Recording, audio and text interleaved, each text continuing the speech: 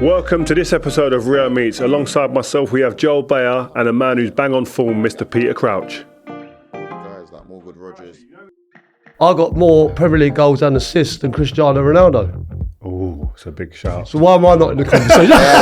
Crouchy! If You know what I mean? we're going stats, if we're going stats, why am I not on the conversation on the right-hand side? I told my little boy, actually, obviously he's obsessed with Ronaldo and Messi, I said, I've got more goals and assists than both of them in the Premier League. He was on a high after Liverpool won their 20th top-flight league title. Are Liverpool, obviously, with the European history as well, are they a bigger club than Man United? I see Gary Neville's comments. He said it yesterday. He said it through gritted teeth. In no uncertain terms, you get told where to go. I cut the fingers off to play the Trent. And we tried to work out his value in today's Premier League transfer market. No. I'm looking at I reckon, you're looking at... No, not way less than that. Do you reckon?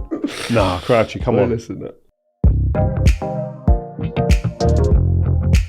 Listen, man, welcome to this episode of Rio Presents. We are here with our regular main man, Mr. Joel Beya. A bit quiet, I know shades, Arsenal, not really title contenders, so he's just chilled. You're chilled today, man. Bro, You're normally in black, you got navy today, it's cool. Nah, bro. You got your shades? We You got no reason... Oh my God! What am I seeing here? I think the Arsenal fans are going to be devastated seeing that. I don't care. I don't believe in jinxing. Where have you got that? Why have you even got that? Don't worry, man. It's too early, man. Look, you got George the producer. He's in horror. He's in shock. You can't believe this it. This is part of the script. Nah, man. Well, anyway, listen, we've got Peter Crouch in the building, man. Long time coming, this, Yeah, it has been. I've been thinking, look, when are we going to get Crouchy on? Yeah, no, it's a nice pleasure to to see be here, man. No, Not too far from me as well. So. His office is actually round the corner. Yeah. Oh, really? Yeah. We're No, neighbours. it's true. Yeah. I've seen him walking around. Yeah, just a stone's throw. Well, you can't miss him. Yeah. It's true. Well, even with the train hat on. Say the train hat. Talking about that, I come in today, and we were talking about it last week on the pod, right? I had big massive headphones on, cancelling out any talk. I can't hear no one, so I don't even look round when someone speaks because I can't hear it. Shades on, incognito in my own mind. How? You're taller than me. You stand out in the crowd when we walk about anywhere. How do you get to and from work on public transport? I do the same thing. Like I say, I know my train, and I've got a couple of stops here to where we are now. But I'm train hat and sunglasses as well. But when I'm sitting down, I'm pretty incognito. If I'm on the tube, I'm okay. The minute I stand up, there's Peter Crouch with a hat on. I love it. The minute. I love it. Yeah. Have you got a selection of hats, or is there a type I've got of a hat? selection. What's the type? Very, Is it like a normal cap? just or a little flat cap? baseball cap. Yeah, I went through the little the Peaky Blinders stage for a little while, but I'm back on the old baseball cap now. Yeah, You can't hide. It doesn't matter what you do. No. Man. We know it's you. 100%. Yeah, but you know what? Also, it's a little bit like if you have got a hat on and you have got your headphones on, I feel like it's a little bit like there is an element of respect. It's like he's trying to hide. And they know it's me. They know it's me, but they go, actually, it's a little bit of a do you mind if I just have a bit of peace and quiet? Without saying it. Do you ever get that one where you clocked a geezer who's going? Yeah. Is it him? Is it not? And he looks at his. What's he doing? But I'm like the wind then. Yeah. I'm quicker than when I play. I wasn't the sharpest, but I'm gone. Who watched the boxing? I saw you was there, weren't you? Yeah. Were you there? He gets free tickets everywhere. This man gets free tickets to anywhere. Doesn't decline. You know what? That one I had to be at, man. It was proper sick, man. Probably the best fight that I've seen in a long time. I'm trying to figure out what was the last good fight that I've been to like that. That intense with all of the backdrop of the dads and everything that it was just sensationalized. Yeah. The fight itself was it fit the billing. Yeah. Quite often I think with fights these days it's the hype doesn't live. The hype's bigger than the fight, right? Yeah, quite I often, agree. right? I agree. With this. Genuinely, I almost felt the fight was almost better than what was going on previously, and what was going on previously was good, right? Yeah, egg in the face, but the way Chris Eubank Senior turned up, it was like WWE. I'm a big fan of the walk-ons as well. Chris Eubank Jr. walk on, phenomenal, like with the violins. But you know what? For me, it was the song from Nigel Ben. Nigel Ben's song was Dangerous, a reggae song. Oh yeah. And the Sun played it. I was sitting there thinking, please, and it came on because it took me straight back to my childhood. Back to that. Yeah, but that's mad though because Senior as well, they played Simply the Best as well. That's what I was saying. So because he come out and the Dangerous song come on, I was sitting in my house with my kids and that, my mates, going, Simply the Best is coming out. You don't understand what it means. Like, Brilliant. It was unreal. I want to bring it back. Actually, I don't know if you've seen, but Rio's done a big interview with Ryan Giggs that's come out this week, and it's honestly, it's gone down really well on the channel. Absolutely loved it. I saw, by the way, that you asked him about the Eric Cantona and Cristiano Ronaldo question. We've had this thing on the show where we've been saying who's better, Cristiano or Eric. Now, as an individual player, I do believe that Cristiano is better. He changed his whole thing. No, I haven't. I'm just saying, I think when it comes to impact, I still pick Eric Cantona because he started the whole thing. Can I just have the caveat to that? Yeah, this guy has changed the whole the way this question was put. He said, "Who's better?" That's what he was. Then he added after a week later about who's made impact. That's the difference. Okay. Who's the better player? So which question are you asking me? And Richard, I've always referred to impact personally. But you tell me what you see. This is something me and Rio had recently, like on TNT, right? Where we had a conversation where a Premier League 11, right? And I put Mo Salah ahead of Cristiano in the Premier League. Got to have a drink, right? Which is obviously like I get where you're coming from. Okay, I get where I understand you're why you've done that. I'm talking about. I get it. You can say Ronaldo and Salah. You have to say Ronaldo's a better player, right? And I would totally agree. Yeah. I'm talking about impact in the Premier League. And don't get me wrong. I imagine the fan base of Rio Presents is going to be berating me for this suggestion. But no, we're quite balanced. That's what I'm saying is the same thing with Cantona and Ronaldo. Yeah. The impact wise. What Cantona did when he signed for that, what was it, £1 million? Yeah. And I feel like he kind of won. He scored goals that won titles, and I think straight the 1-0s. Those games, the Newcastle game sticks out in my head, obviously, but there was certain other aspects where it just felt like Man United went up a complete level. You agree with me then, basically? Yes. Yeah, there you go. All right. Well, that's the first one I've had. The guest is right. He's always right, the guest. You know what I mean? Yeah, all right, that's fair. But you know what? Like when we had this conversation, like it was Dan Fletcher actually texted me and said, what kind of ridiculous statements that, like Salah ahead of Ronaldo in the Premier League. But I said, well, I've got to be in the conversation then. Because the stats are, I got more Premier League goals and assists than Cristiano Ronaldo. Oh, it's a big shout. So why am I not in the conversation? Crouchy. If we're going stats only. If we're going stats, why am I not on the conversation on the right-hand side? Oh, man. It's true. Have you seen him shift it and whip it in? Yeah, we need to clip this up. Technique, mate. I told my little boy, actually, obviously he's obsessed with Ronaldo and Messi. I said, I've got more goals and assists than both of them in the Premier League. Oh, man. You're not lying, though. You're not lying. Stats, you can do it any way you want. It's true, man. We're talking to Mo Salah. Obviously, they won the league this week. And listen, I have to say, like, a huge well done. Congratulations to Liverpool and their fan base and the players and all their staff for winning the Premier League. It's obviously a difficult thing to do. And from how far away they were from Man City, and then coming back, new manager coming in, the impact he's had, I think he has to have a huge round of applause for him, because we've seen our difficulties for managers to come into new teams and how they struggle to change and adapt teams to their philosophies. But he's obviously gone in and I think he's simplified things. I'd like to get your take on it, but I think he's simplified it. Sorry, guys. Before we carry on, I've been asked to play this video. I was at Anfield. I used to love coming here and winning. No. Is it? This will be rehab. This up for you, apparently. Is it? Who? And they got about 1 million Scousers.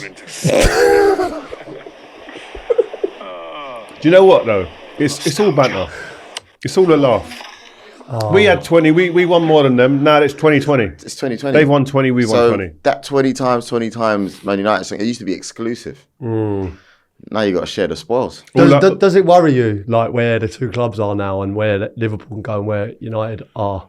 Oh, fries my head. Yeah. Because I've got to be honest. So when I'm at United, it's like we're miles ahead. Like won leagues, etc. And clawed it back. Now we're ahead. I'm part of that, and it feels great.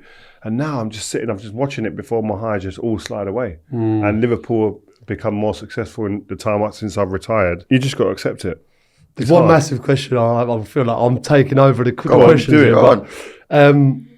Are Liverpool, obviously with the European history as well, are they a bigger club than Man United? No. I see Gary Neville's comments. He said it yesterday. He said it through gritted teeth, and I'd probably say, I would say they're the most successful club in the land, but they're not the biggest club. That's fair to say. Yeah, it's a fact. I think that's fair to say. It's a fact. You go anywhere in the world, there's more Man U fans all over the world than there are Liverpool fans. But do you think that's because But that will change if they remain successful. Man United don't, because it will be. I think there'll be a swing of new fans who adopt successful teams. And if Liverpool become that over the next, say, 10 years, then they have a chance to balance that up in terms of biggest club in the world. But right now, I think there's it's a landslide win for Man United in terms of being the biggest club in the world. Successful, I'll have to disagree trophies-wise, Liverpool are ahead. I think that's true, to be honest with you. Like, I think... Yeah, I can't argue with that, man. You got no say in the matter being no, Arsenal. no, I do. I reckon we're one of the biggest clubs. Where? We're in not North London? No, in the world. I'll give you that one. But you have to congratulate. I'm not the bitter guy who goes, I can't like give them their props. They deserve it, man. Yeah. They've got the best players in the league in terms of Van Dijk and Salah. They've absolutely produced, and they've helped this team along. When you've had a manager, I think, who's been a really sensible, shrewd kind of guy who's come in and just like hasn't tried to change the will too much and just adapted a little bit, made things really clear, and really kind of made it, everything he's gone in there and done, made understandable for the players. So and he's improved individuals. You've got Gakpo, who looked a bit of a lost child at times, looked really solid this year, scored big important goals at times in the season. Yeah. Salah, his quotes at the weekend were brilliant in terms of letting us understand what he done. He actually said, I had a conversation with the manager and I wanted to be able to be a little bit more free, didn't want to defend as much because I know my output could be X, and he's delivered on all fronts. Gravenberch has become a top number 6 in the Premier League. But these are players like Gravenberch and Gakpo were bit part players really last season. Now they've been integral really in terms of the success of this team, and that's as individuals but also a collective. He's really improved this team. What do you think? You're obviously embedded with Liverpool. Yeah, no, I think like at the start of the season, how many managers come in after Jurgen Klopp, right? Who's a legend at the club, like the fan base absolutely adored him as much as anyone who's managed Liverpool. So for him to come in and how many managers would tolerate not signing a player, after that, not one player, Great excuse you can have as well, isn't it? Yeah, he's got that, and I think, and he didn't, there was no kickoff, there was no, just got on with the tactics. And listen, Jurgen Klopp left a legacy, he left a good team. But as you said, what he did, he improved the players that were already there. The Gravenberch thing, no one saw that. No one saw a defensive midfielder in him. Became arguably one of the players of the season, other than Mo Salah in Liverpool's team. Like you said, the Gakpo Diaz thing, he was playing Diaz wide, Jurgen, and Gakpo through the middle, just switched that up, after him being so good for Holland, Gakpo, and those little manoeuvres. And I also saw something. We did the first game, Ipswich, down at Portman Road, first game of the season, Liverpool. You think, what's the team going to be like? Yeah. He was ruthless at half time. Straight away, first game, not working, dragged Kwanzaa off. He put Konate on it. He was trying to rest. And you could see he was fuming. And, they won the game, but he was still, like, the standards is what I was saying, is the standards he'd set from minute one. You could tell that you have to adhere to them. I think we were at Anfield once, and he come out and spoke early in the season with us sitting at the table at the desk for TNT, and how clear he was tactically. We asked him, "What did you think?" The way he just broke down the game, broke down the opponents, the way that they played, and I was like, it scared me a little bit. I was thinking, as a United player, ex-player, I don't want their manager to sound this good. How would a manager managers maybe that you've played with in your time react if you tried to have that same conversation and chat that Salah did with Slot, where he went, you go, listen, I need this, and the team have to maybe do a bit of this for me to produce the best, and I'll get you over the line. Yeah, I think in no uncertain terms you get told where to go. Do one. But and then again, I'm not Mo Salah, right? Yeah. So if you look at it, I think even Sir Alex Ferguson, I imagine one of the the greatest managers we've ever seen, like, there's only maybe a couple of players that can go to a manager and talk like that. I think Steven Gerrard, maybe. Cristiano, I would say Cantona. Players that were treated different slightly. And I think Mo Salah's one of those. I think if you're on a slot, you go, I need him on side. Probably. You need to deliver. Yeah, you do. There's only a few that you can think of in the Prem. Like maybe a Hazard as well would get that kind of treatment. But it's I think the unique part of this is that Salah's come out, said it, but it was also that I went to him for a chat about it. Like he's brought this up. That's mad confidence, and that's why you got to salute Salah. He's had the confidence and the bravery to go to the manager, new manager. This is what I need to be my best for you, and then all going out after that. Then with that pressure to deliver on his word was phenomenal. And Cristiano, we played like that for Cristiano. Like that's why do you think Darren Fletcher at the start was in the team? Owen Hargreaves at times, they were there to be his legs, because you knew he could deliver. But Cristiano never went to the manager to ask for that.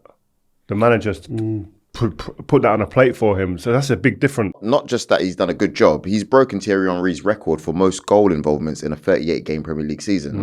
And we were looking at his touches inside the opposition box. This is a mad stat. 353 touches.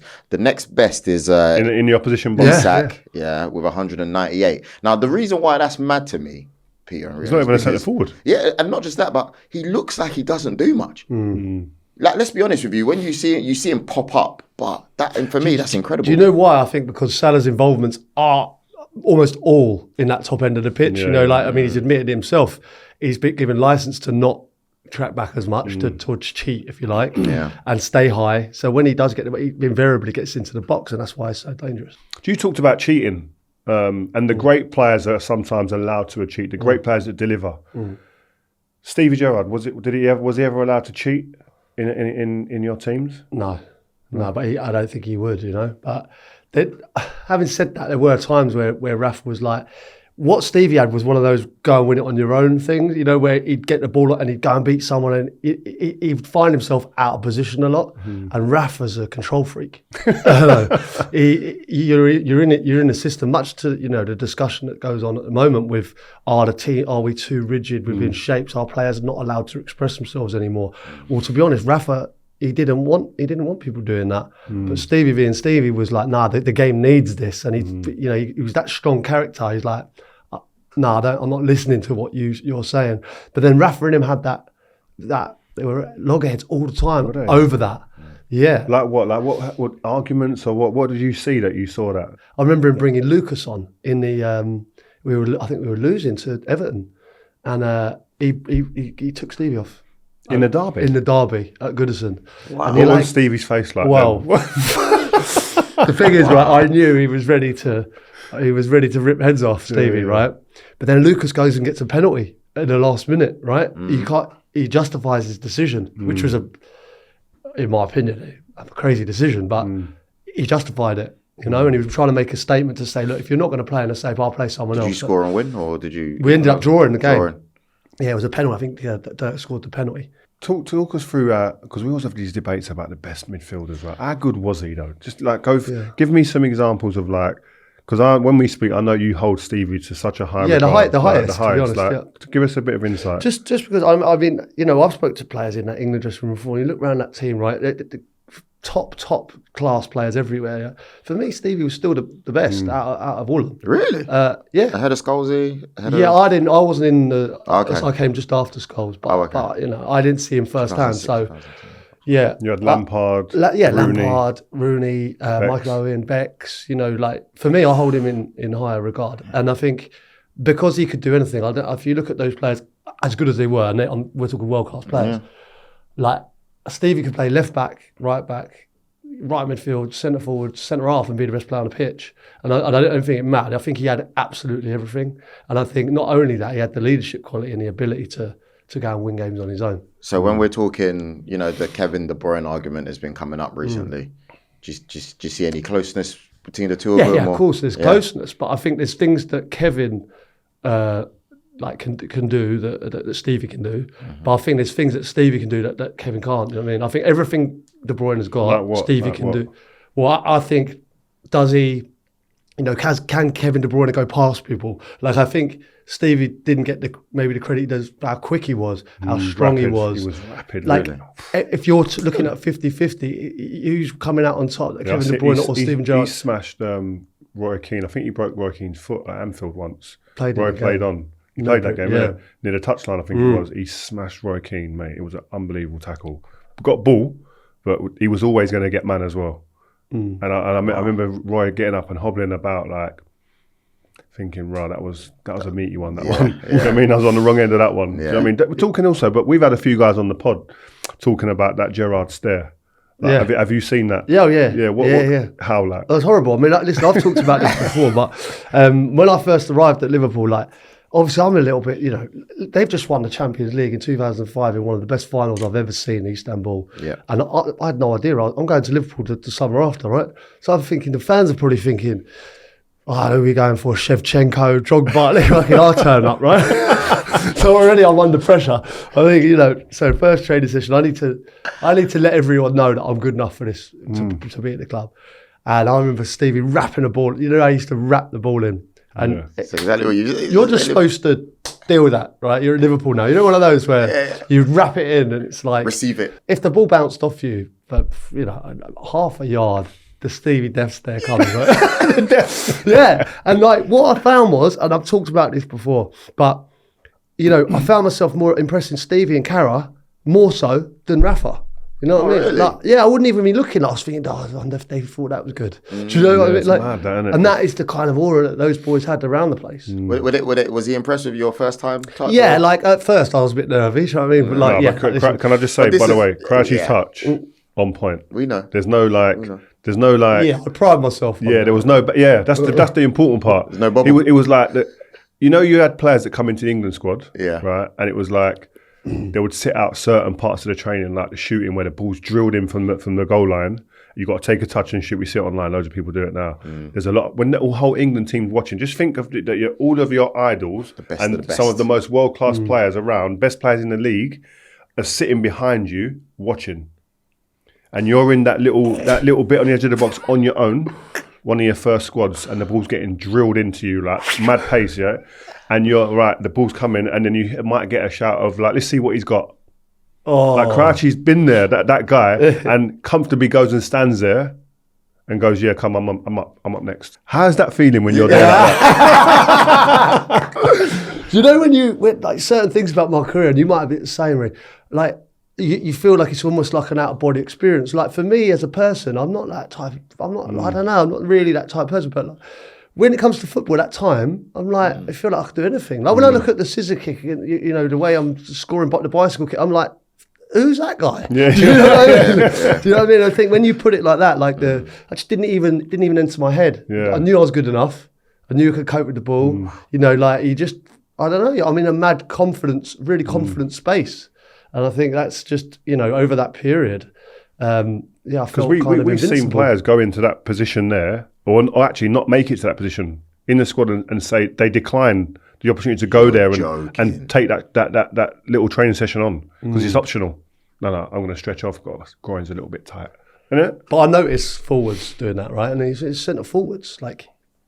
That's our job, is to put the ball in the back of the net. You're going to turn down a finishing session. Because I suppose I never really looked at it like that, but it's nervousness and pressure, The standard was unbelievable, wasn't it, really, in training. And some of the players, I'm walking, my first time I walked through the door, I'm like, these are my heroes, like 05, yeah. 05, yeah. I went to a pre-season tour, a post-season tour in America, and then I started 2006, and I never missed a squad for 5 years. Wow. And then, but I remember what was stuck out with me the most was I always remember sitting on the ball after training, and we'd do that training session, and then Bex would take maybe 5 to 10 free kicks every single training session. So, and I obviously noticed it, and he'd go down the other, and he'd take a keeper, and he'd have a wall. Say he had 10 free kicks, and he'd do it after every training session. I reckon he scored with a wall and a goalkeeper, 8 of them. Can you imagine the entrance fee to pay to watch this, right? And I'm obviously, first and foremost, I'm a football player, but I'm a fan as well. Yeah. I'm sitting on the ball going, I'm watching David Beckham, give me a little bit of goosebumps now. I'm watching him whip these free kicks. Again, you don't realise what you're actually witnessing. That's greatness there. Like the level of precision and consistency this guy had. Yeah. I've never seen any. Only people like Del Piero could stand next to him. Yeah. Like the higher class, top level guys. Like he was on another planet. But this is obviously this is after the Greece goal, right? So what was that 2004 Greece? Yeah. So I've only just got into the squad. So I'm sitting there, right, and I'm the fan because I've only just got in the squad. So I'm the fan that was watching that Greece goal. But now I'm sitting behind it watching 10 of them. Crazy. And every single one is the Greece goal. And I'm like, I've just relived it eight times. But obviously it wasn't lost to me. I'm 24 years of age, but it still wasn't lost to me the fact that sometimes you need to take stock and go like, this is incredible what you're seeing. And that's what happens when you go in with England. You're going into like, you're going from a fan. I'd done it going into the squad with Gaza. Ian Wright, Paul Ince, who are my heroes, like, and I'm going, oh my gosh, I'm training with them, ringing home. Oh, you don't know, they're eating this, they're doing that, like they're playing table tennis together. Just giving a whole rundown of the day with them, and then to see them at work and how they play, man. Yeah. So Joel, you know we've had Huel sponsoring the pod lately, yeah? Yes. We got something else to show them today, you know. Really? Yeah. Oh, something extra, yeah? Yeah, man. We got this bad boy. I mean, this is the black edition. This is the powder. Yeah. Right. And so you got what I do. You want me to talk you through it? Please talk me through it because I'm really trying to get on my health routine as well. You know, I got the wedding coming up as well. I want to. You've been talking about it. You ain't been doing. No, you know what? I've been trying extra hard, but talk me through your. You're wearing baggy clothes now. I thought you were hiding something. Yeah, just a little bit. But no, what I do, right? I put 500 mils of water in there. Right. I'll go in here. Yeah. In this little pouch. This is vanilla, by the way. Okay. This is one of my favourites. Okay. You know why I like the vanilla? Why? Because I can then add banana, raspberries, blueberries. Really? Yeah. So you get the fruits in there? Yeah. That's what you got to get your 5 a day, but I get a couple a day in there. Nice. And you put it in there. Right. Yeah. You put the thing on. Yeah. Top on, there you go. Close it. Shake it. Shake. No way. Proper shake. Give it a proper shake. Yeah. Keep going. You've got to really shake it, guys. Yeah. You don't want the clumps. Nah. When you get the clumps, it's a bad feeling. It's a bad vibe, yeah? Keep shaking. And you know what the little tips as well? You can make these like a few hours in advance. Oh, okay. Bang it in the fridge. Stays cold.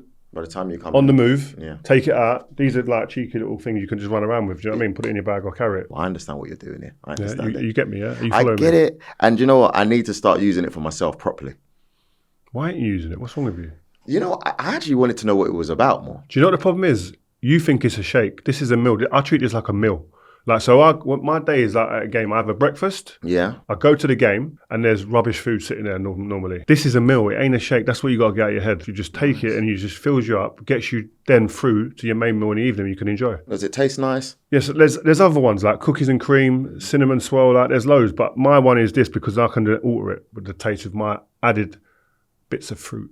Pineapple, passion fruit. I like it. Let me have some of that then.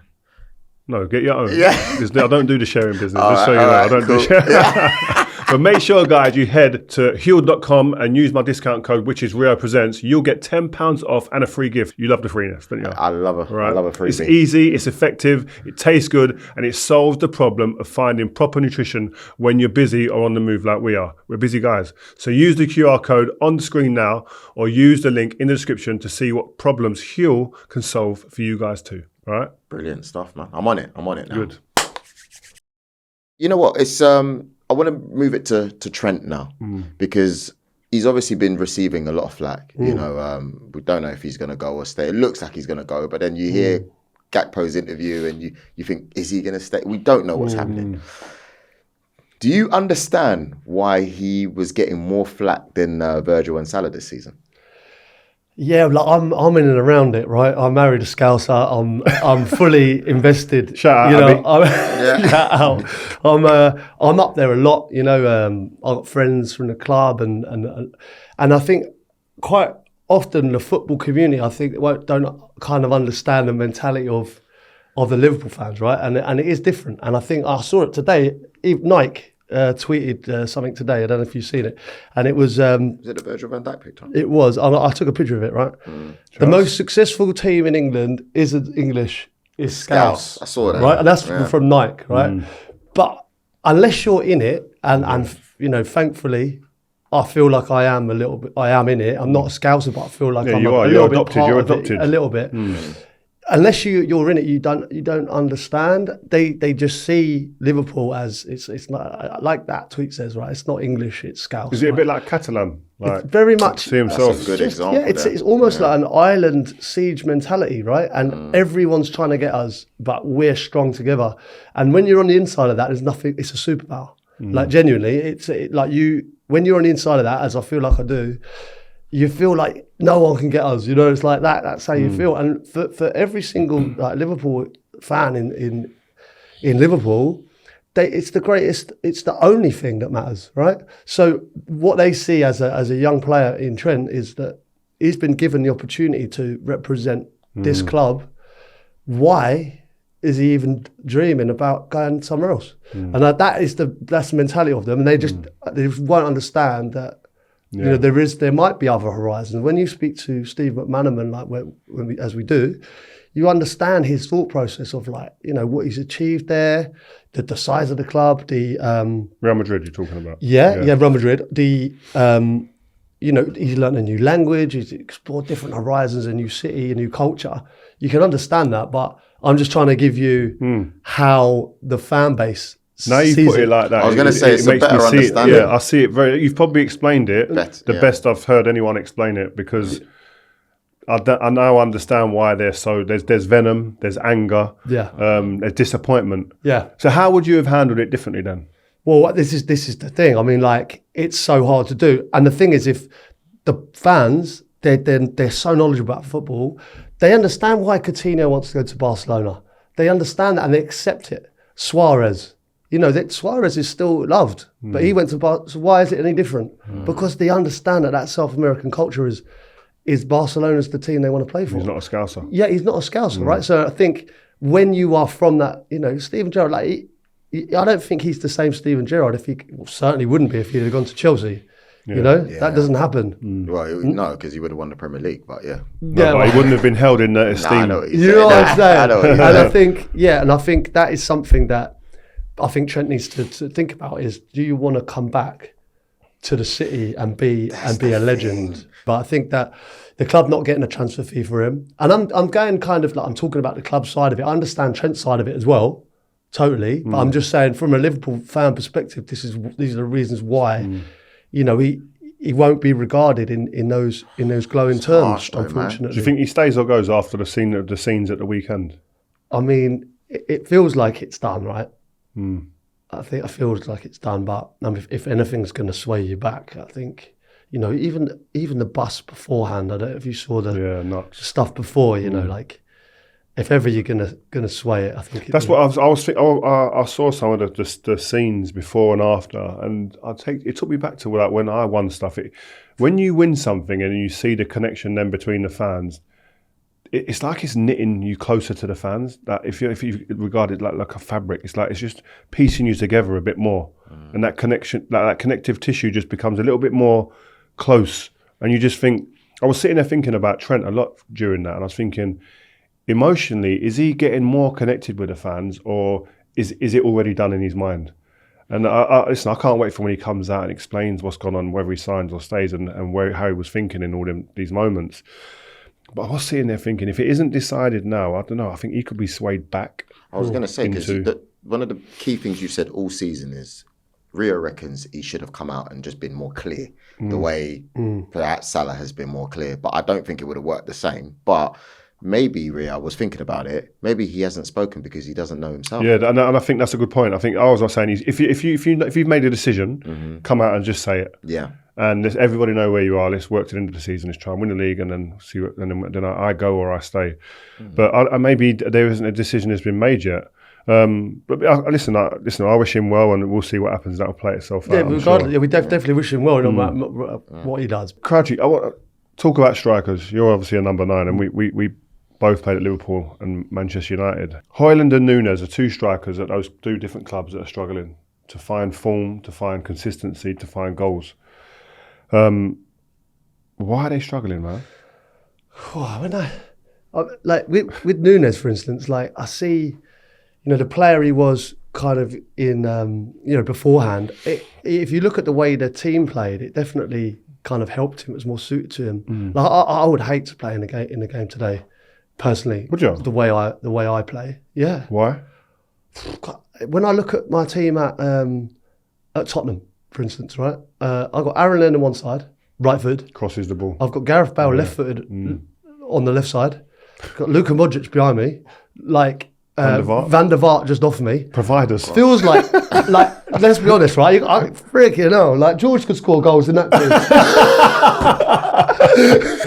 They're playing for you, though. It looks like. All I'm saying to them is, all I've got to do is keep up with them. Yeah. You know what I mean? I've got to have the pace to keep up with Gareth Bale while he's running. Yeah. Do you think about that kind of? And I'm getting balls in the box every 5-10 minutes. It's true. There's balls in the box, right? And I think Nunes, I think they'd thrive off that more. I know he can run it in, but obviously, great running behind, and you might need someone with a little bit more, a bit more of that behind him. But other than Bruno Fernandes, but I just think the game has evolved now. Like I remember towards the latter stages of my career, I was at Stoke, and I look at. Liverpool, for instance, now, everyone wants to cut in and shoot, right? I'm at Stoke. By the end, I'm like, obviously, I've got a little bit of, stature at the club, so I can drag people like Shearer did. It's Nobby Solano's not crossing the ball, and you think Shearer's not going to tell him. He's trying to cut in and if he cuts in and have one shot, he's getting told, right? Don't you ever do that again. So what I'm saying is Salah, Diaz, Gakpo. They're not looking to cross, are they? Like they're looking to get in and come in and shoot. And I think, that's something that has evolved. And but that's not the reason why they've not succeeded. But it's an element to it. But as I said, when I was at Stoke, I had Shaqiri on one wing and Marko Arnautovic on the other. Yeah. Top players. Yeah. But all they want to do is cut in and shoot. They're not looking for me. Well, we had Giggsy on the pod last week, right? And he was talking about this. We were saying that Garnacho and Højlund, he made a really great point about there needs to be communication between those two to say, like from Højlund maybe to Garnacho, right, when you're in these positions, where do you prefer to cross the ball? I'll then make my runs there. Just that communication to clear things up.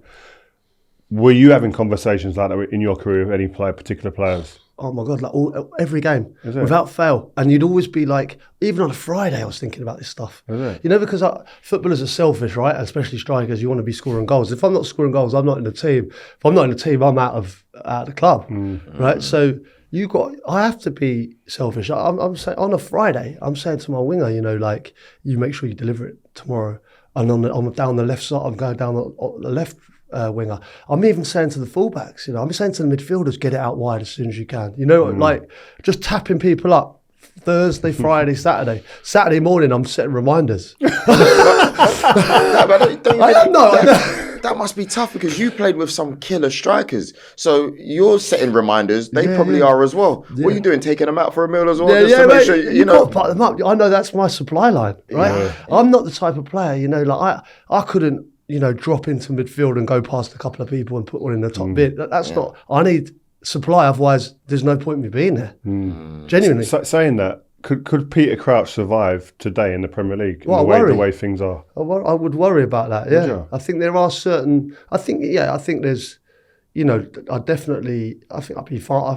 I'd be able to play in the Premier League, but I wouldn't have enjoyed it as much. Nowhere near. No? Just going back to Højlund and Garnacho, because Giggsy made some good points. What would you be saying to your wingers like Garnacho if you were in that team? Well, I think like with him, obviously, he can make his runs and get in behind as well. But quite often, the wingers now they're the stars. And the thing is, like back when I was playing, the number 9's the star. Let's be honest. Yeah. You got Shearer, Les Ferdinand, Andy Cole. They're all big characters that demand service. And I think now the big characters are out wide, and it's like now they demand the service. Yeah, you play a role for me. Keep giving me the ball, Yeah. And like the Firmino kind of role, for instance, has become almost the role. It's like you work hard for the team, you become a midfielder, and you kind of feed the winger. Yeah. You just mentioned Les Ferdinand there. You would have played with him in your career. Yeah.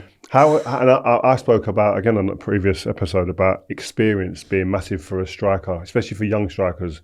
And they need that someone to look at as a reference point as to how you do that, and ask questions, etc., and learn from. Was that important for you as a young striker growing up? Well, I remember I was at Tottenham and in a reserve team.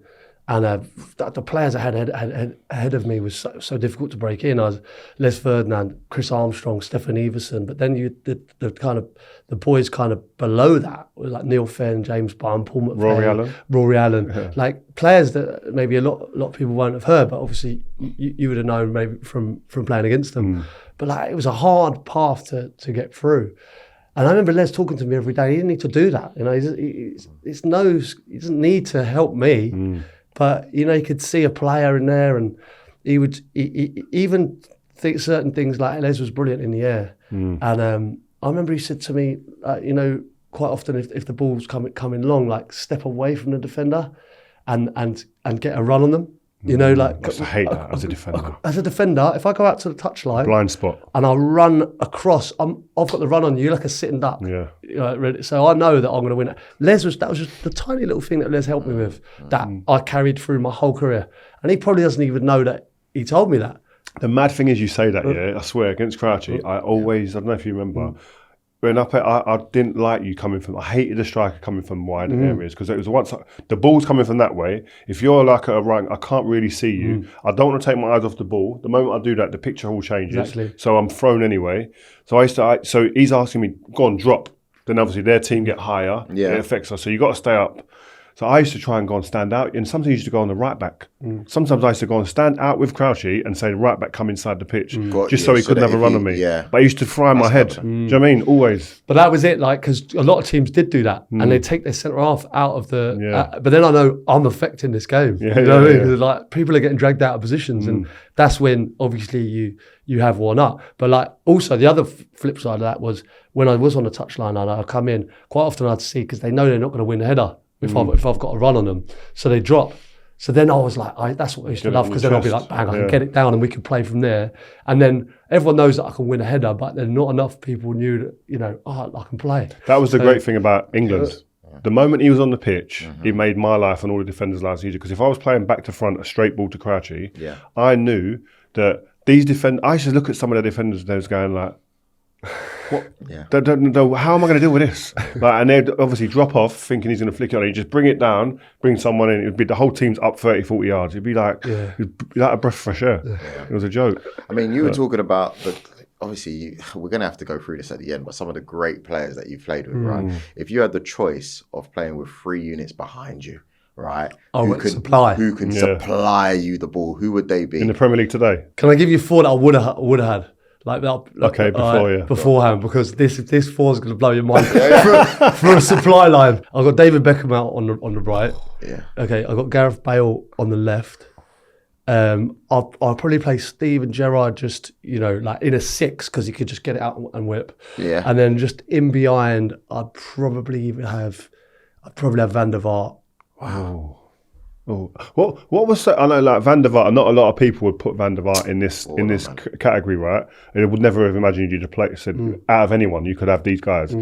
What was so good about him? Because I see him online now. He's quite a chirpy guy. He's very chirpy character.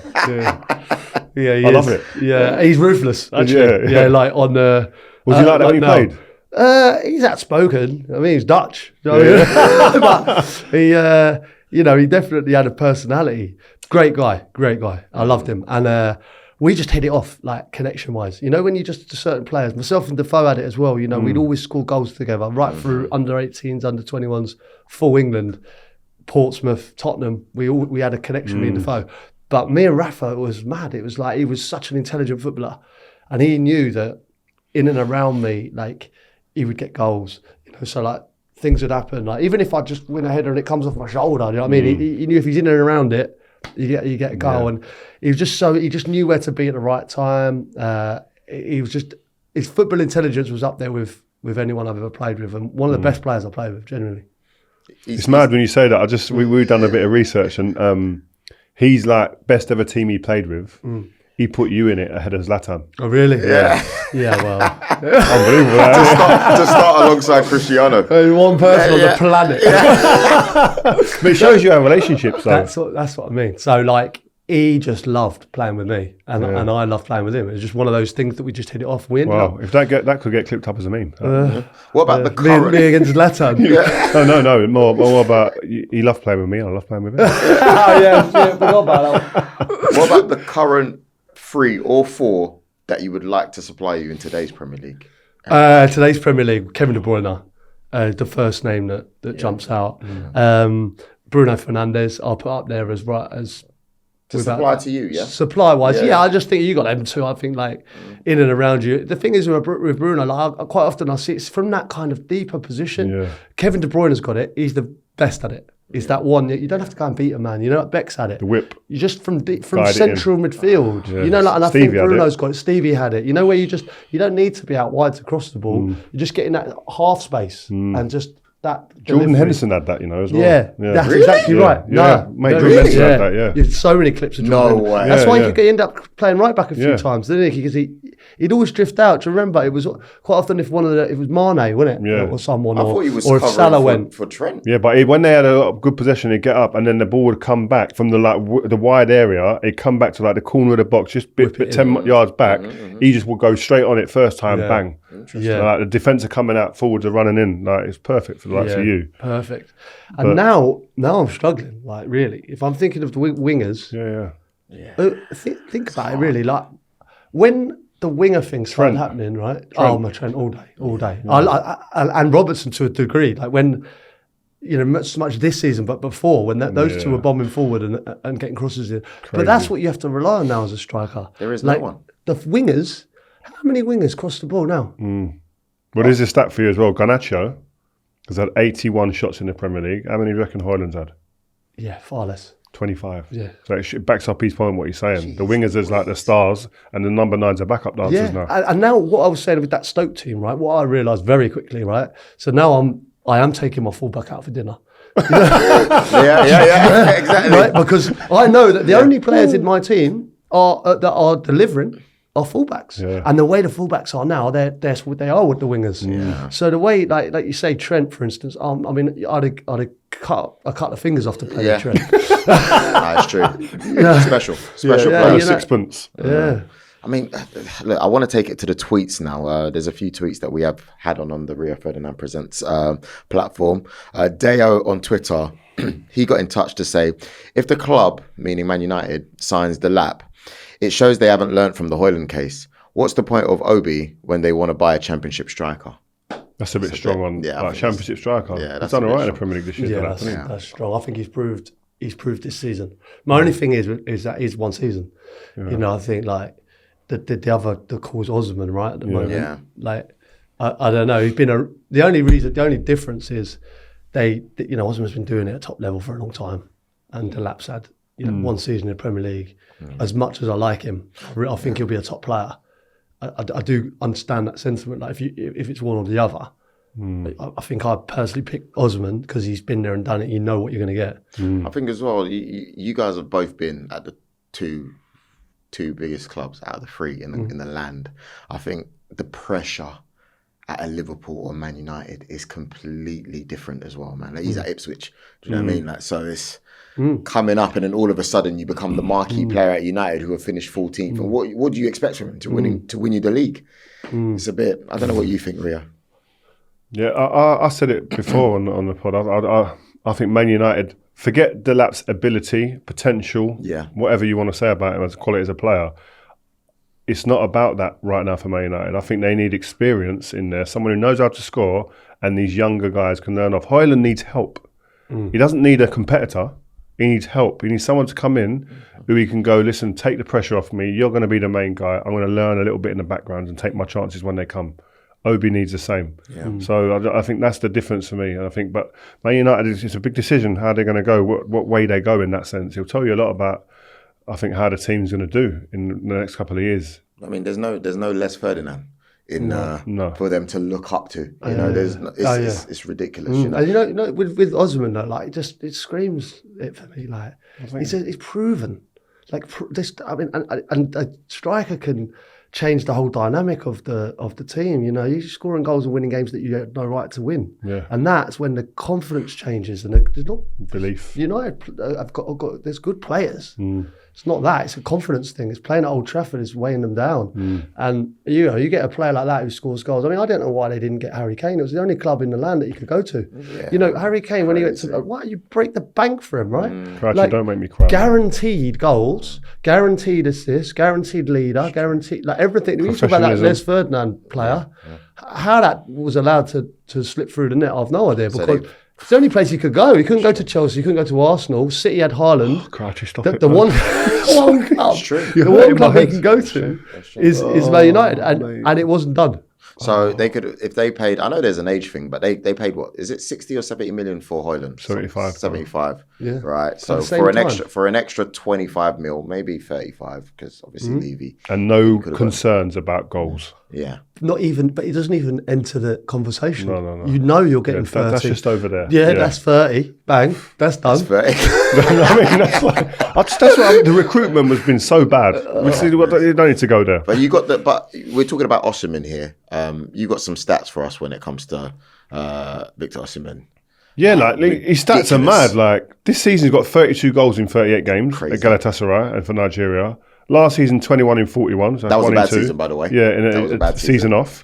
Then he's got 33 in 42 for Napoli, 27 in 42 for Napoli and Nigeria, 12 in 33 for ages ago for Napoli and Nigeria. Like, the geezer knows how to score goals. Yeah. And by the way, Napoli and Galatasaray, their clubs is like a lot of pressure at those clubs. Big clubs, like in their own right. Like the fan base is crazy there. Like so, he's played in hostile environments, understands that. But listen, we'll have to see. I think. In terms of like what Osimhen brings, I think Crouchy hit the nail on the head. He knows how to score goals. He will influence the group, and he's someone who could. I think he could. Man United, he played in a lot of games where it's on a knife edge. That player can change that game, the outcome immediately. Yeah. The issue with this striking thing at the moment is like Chelsea will be in the market, Arsenal will be in the market, Liverpool will be in the market, Man United. They all want that striker, right? I mean, what a time for Isak to be playing in the form of his life. Like, imagine. What's he worth now? If you think about 100 mil easy. And the reason why I say 100 mil is because that's 150, 125 easy. 150, come on, man. No one would even be able to. But the market, if there's that many in the market for a striker, his value just jumps again. I say 100 mil because if Newcastle don't make the Champions League, then it's possible. That's the numbers that you're looking at. If, for example, they do make the Champions League, then I agree with you, 150, because they don't need to sell.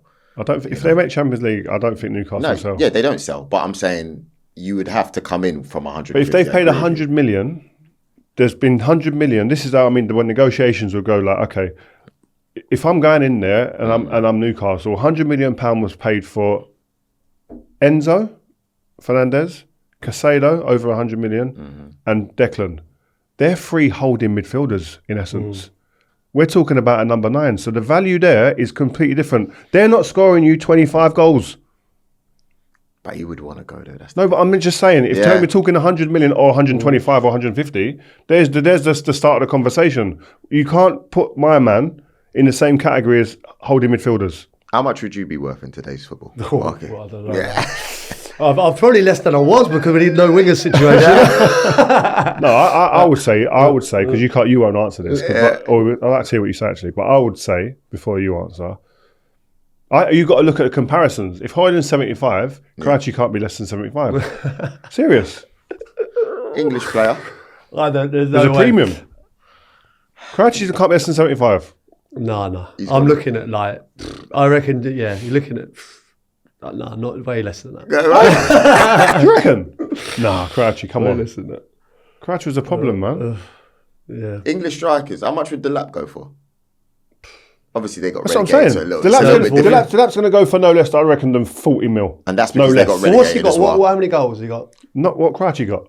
Because I'm just thinking that my Southampton season, I think I got 18 to 20 goals, 18 goals or maybe. How many has Delap got this season? 12. Yeah, that's all comps, I think it was, in a relegated team. So very similar. I went for 7 He's got to 12. Liverpool. And he's going to go for probably circa 30, 40 million. Yeah, so I suppose that's a difference, isn't it? But I was 23. What's he? Similar age. I think he's 22 maybe. Yeah, but you're picking that season. You had seasons when you were banging in goals. No, but but don't forget, you were the But he's first definitely player. comparable. Comparison Yeah. to what? But Because I went down. You had a special England stat as well, by the way. The first player, is it to score 10 in calendar year. Yeah, that's right. See, come on. Yeah, That's what I'm saying, see? yeah. That England spell for me was. I just felt like I was going to score in every single game. You know, like what mad, really, because it felt like you boys all had the pressure. This gold generation over here. Do you know what I mean? Yeah. Oh, you didn't feel it? Did you? Not at all. I was like, I'm not part of that. Don't tell me that.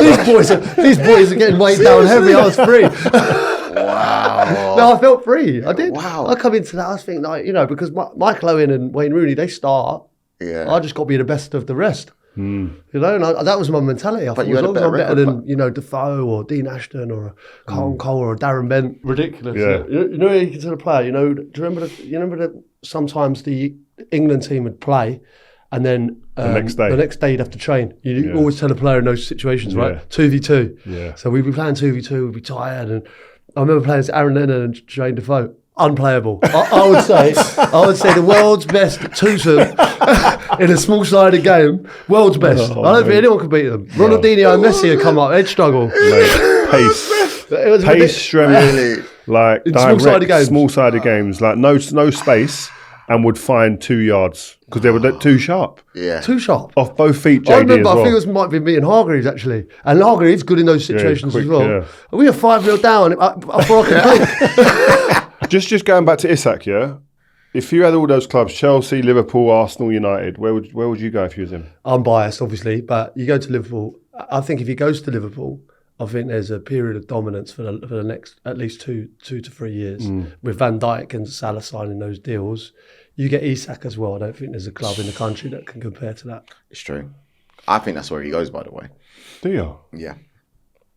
That's where he I goes. don't know if Liverpool have got the capacity financially But I to think give that's him the that. Alisson Van Dijk situation. Look at how successful they were. I think they went above and beyond to buy Van Dijk.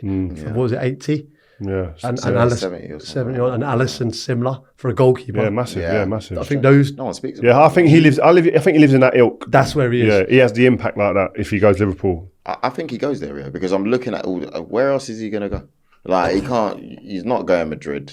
Like, he's not going. I think he should go Madrid or something like that. I don't think. I can't I go don't see Liverpool. them. He goes, He can't go Liverpool. going I Liverpool. don't want to see this He's type of going dominance. Liverpool. Unless Jesus. I would, don't get me wrong, I would love for Arsenal to just go mad and break them. But Yeah. I really believe that Newcastle look at us and they go, in a few years we could catch him. But I don't think he sees it the same. With Liverpool, just a different club. But I think he goes to Arsenal, right? They're do I. right back in the conversation. I think he's that 100%. player. Yeah. You know what I mean? I think Yeah, I think yeah. Liverpool go, well, we've lost out on him. Yeah. Arsenal have got him.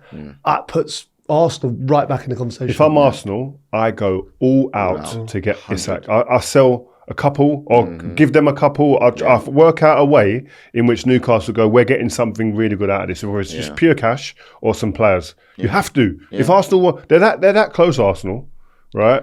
If they don't get him, wow. But you know, Crazy. with that decision that Isak's got, right? Like, he might not have it, but if he goes to Arsenal or Liverpool, right, he's in the conversation, right? If he goes anywhere else, what is the point?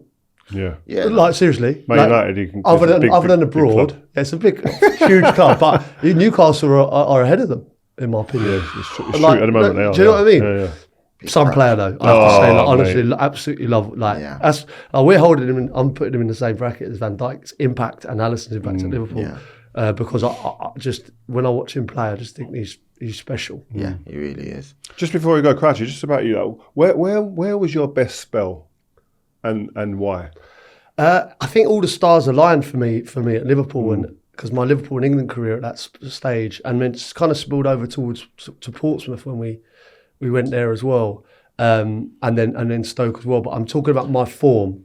Like, I went 18 games without scoring at Liverpool, and that was the toughest time of my career. Like, Was it? I just signed. But what horrendous. give me some insight as to why that's tough. Like Nunes is struggling, like the Hoylands of Mate, this world. Like I was big I was clubs. trying to I was working so hard for the team, and wasn't selfish enough. You know what I mean? And found myself dropping into areas and closing people down, and not being in the box for when things arrive. Why? Sounds like Holland. Yeah, but Yeah. why? Yeah. Do you know what I mean? So Trying why? too hard, because you're at a club like Man United. You think all I want to do is I want to make the fans happy. I want to make my teammates happy.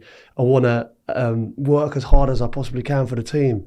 It's only until you realise that you have to be selfish at times. And, you know, Rafa would play me every single week because I was working so hard, but I wasn't scoring. I'm getting ridiculed from absolutely everywhere. And I thought to myself, do you know what? I'm going to play my way that I was doing at Southampton. So you go back to your old... So I went back to what I was doing that got me here, and not what Rafa was telling me. And as much as angry as Rafa was about the situation, you know, I had to do it for me. And then I start scoring, then it's off my back. You know, he can't drop you anyway. And then now I'm playing, but I remember scoring a hat trick against Arsenal, and he didn't play me for 3 games after that. Didn't he? Yeah, because I'm like, you know, you didn't do what I told you to do. So when he would, what was the conversations like? Because that blows my mind. Like, a player scores a hat trick, I'm definitely playing. So, Yeah. like, he doesn't play. So what's he actually saying to you? So like, I remember going away with England. I remember I scored 2 in one game and 1 in the other. I come back, you are like flying. And I remember he goes to me, "Don't think you know you've made it." Right, deflator, the deflator. Yeah. So, and I've like, obviously, I don't think he knows the character I am. I'm thinking to myself, because I'm not getting carried away with anything now. I'd like to think I'm a grounded person. You know, I might have done well, but now all I want to do is play. Probably the celebration. He's probably. Well, yeah, probably. Mate, I think, but it was that much mad stuff around me that I think he thought I was getting kind of.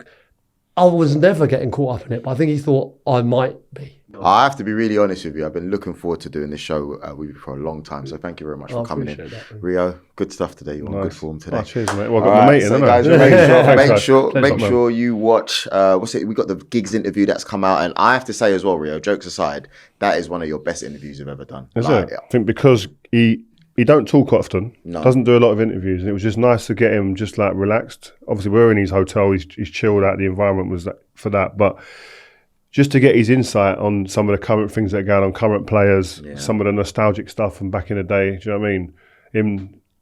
I reckon he was lying when he said he doesn't think about the Hall of Fame. Like when you see the Hall of Fame come out, the first name that I just thought Ryan Giggs. Did you? Yeah. 100%. Yeah, mad, isn't it? Yeah. I mean, the most Premier League appearances, but like, you know, obviously Gareth Barry took him over, didn't he? But like, so how many appearances, how many years he's played in the game? But 13 Premier Leagues. To see Ryan Giggs talk about football was nice to see. And he had a bit of sense of like I've never seen his sense of humour in the X amount of years that I saw him playing in the Prem. So to see him smile a little bit, going, oh, okay, like almost like, he is a like normal person. Like, him and Butty was a double act. When I told you this before, when I signed for United, him and Nicky Butt ran the dressing room. Really? And they used to take the mick. They used to kill the Nevilles every day. They'd just drill the Nevilles all day long, just take the mick out of them. And Roy Keane was almost like their sidekick. Like they'd just cane everyone in the change room. Really? Like, them two they were bullies almost. They bullied the Nevilles out of order. He's one I want us to speak to as well, Nicky. Who? Butty? Yeah, I'll get him on. He's a nice geezer. I think he's madly underrated, man. Yeah, he's a good player, man. Baller. Good player. Anyway, thank you very much. Top man. Cheers, boys. Thank you. Appreciate that. Joel Beya, Peter Crouch, Rio Ferdinand, signing out. Peace. Thank you guys for listening to this episode of Rio Presents. Hope you've enjoyed the show. We'll be here every Monday throughout the season, so tell your mates and all get involved, man. If you've got a point you think we should be discussing or want to put us on the spot with a question you want answering, get in touch using the fans first at rioferdinandpresents.com email address or use #RFP on social. Make sure you leave us a review and follow this Rio Ferdinand Presents feed and you'll never miss an episode. See ya on the next one.